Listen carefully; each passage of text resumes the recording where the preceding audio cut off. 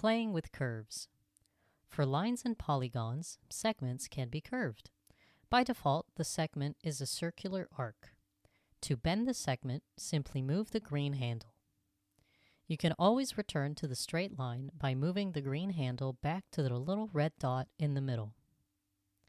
If you want to draw a perfect semicircle, Tisanji also shows you two other small red dots representing the next exact point of the perfect semicircle.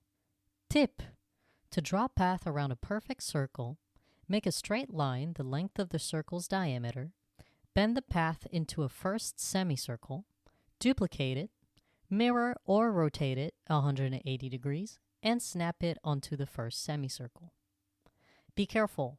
When working with arcs, try not to move your green handle too close to the other blue handles.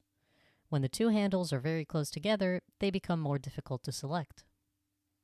Tip: to draw a semicircle, add a rectangle, curve a line to the red point, and delete the other two blue handles. You can also change the curve style.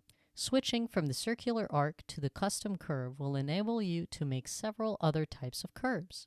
You can also add more handles in order to customize your curve further. By playing with the possibilities, you'll be able to make all the curves you want for a fluid, creative garden.